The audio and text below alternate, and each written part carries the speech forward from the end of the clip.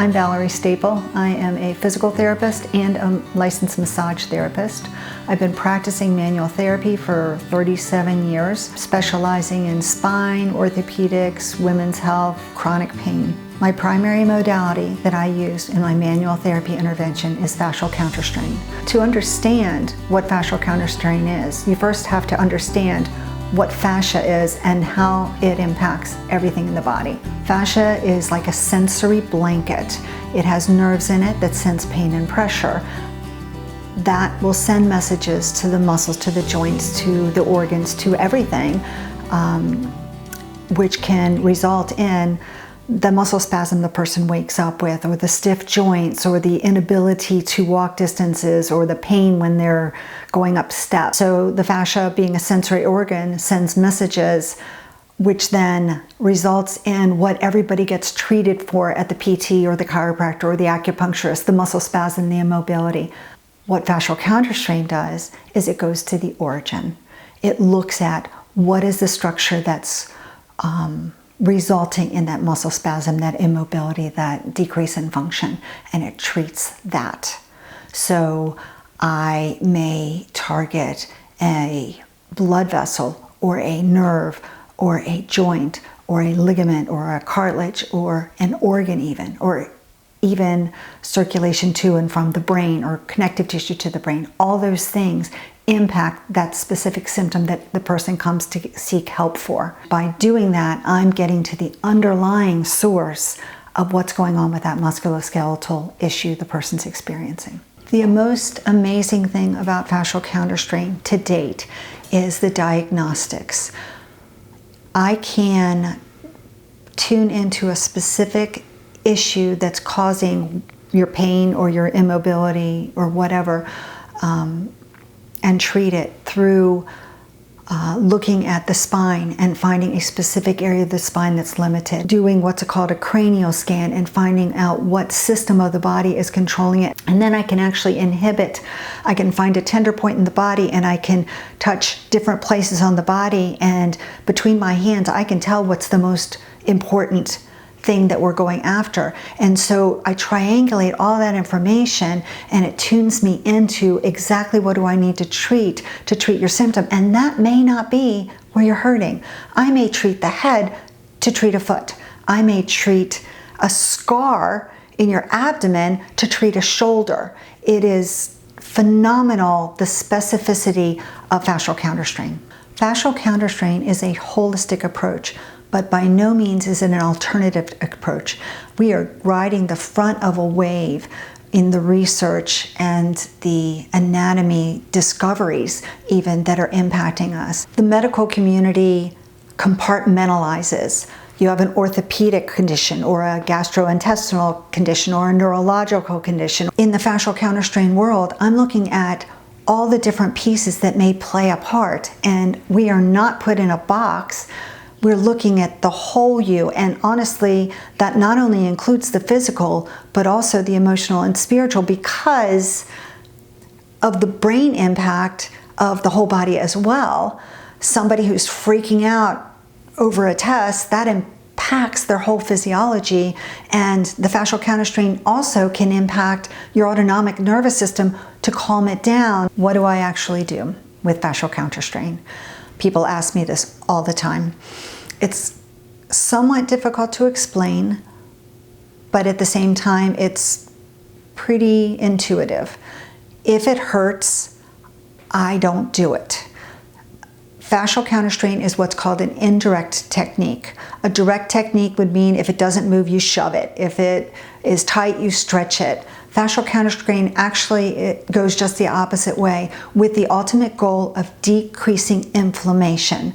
That inflammation is at the target area that I have identified through my triangulation, but it also impacts a whole lot of other places in the body, also fed by the nerves that are correlating with that particular area. So I will identify an area, for instance, a knee. Okay, there's a dysfunction at the knee, in the lymphatic system, for instance, they may be swollen.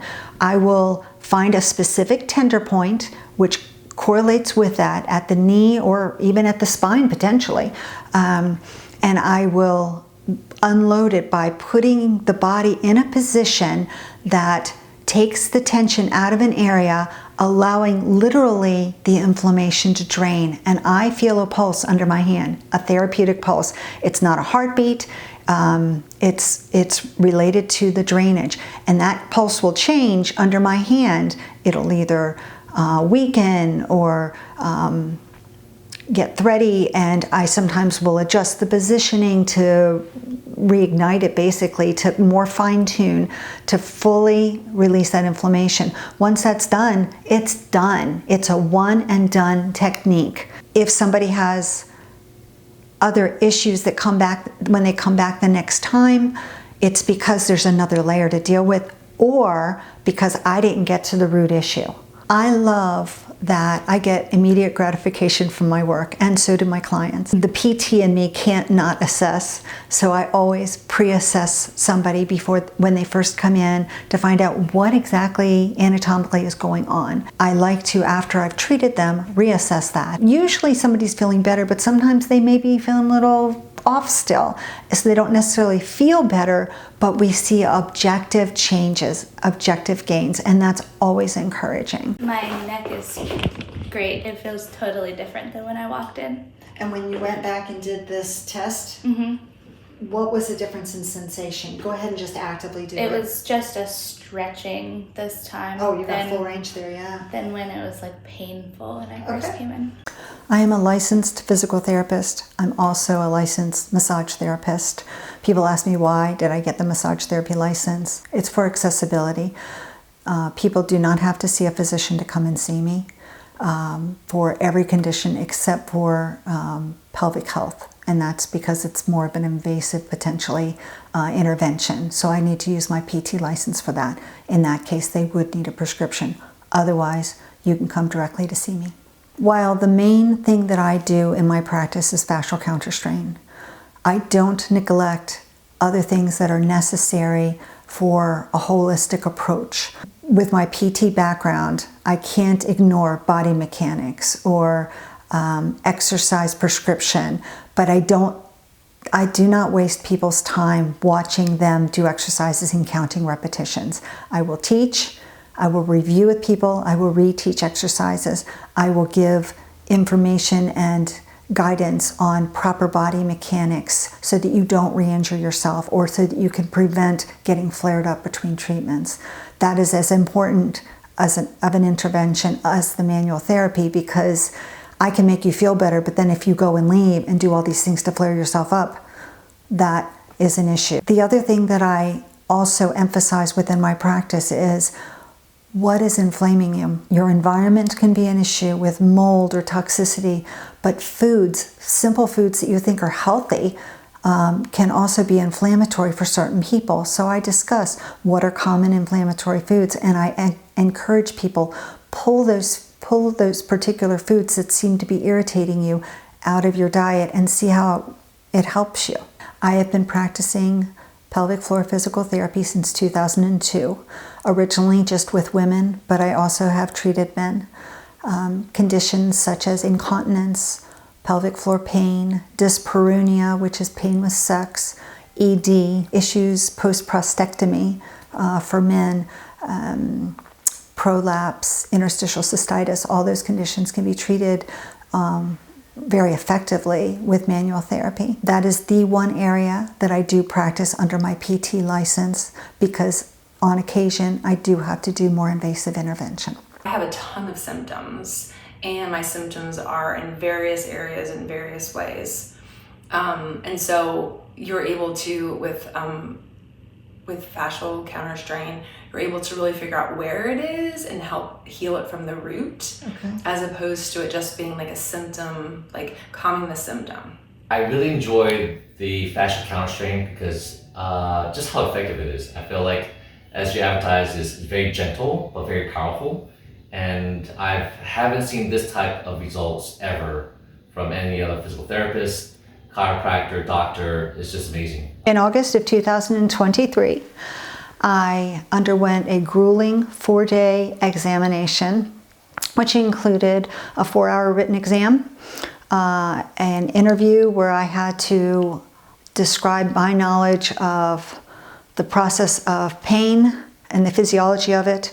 I had to be tested on my knowledge of various diagnoses and the physiology of various systems of the body. I had to demonstrate my knowledge of where different diagnostic points were in the body and how to treat them for every system of the body. Finally, I had to do an evaluation and an treatment on an actual client while being tested. All this was for a certification which proved that I was competent to do what I do.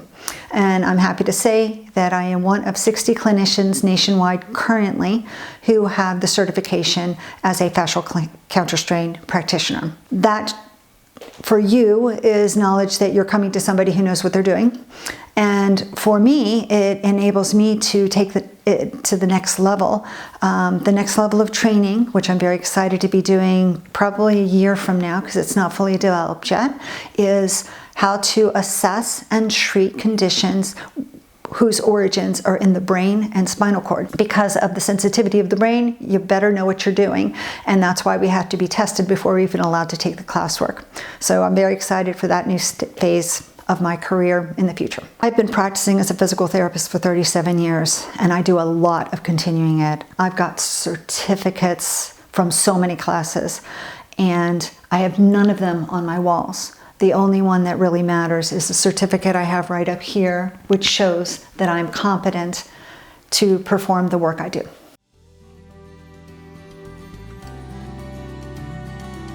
I've got the most beautiful waiting room in Rockingham County.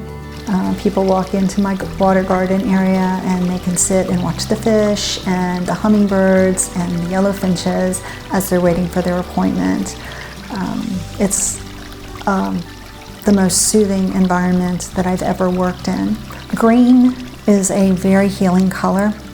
I love that as I am treating, as well as somebody is being treated, we can look out into the beautiful green of the patio and the pine trees and the water garden.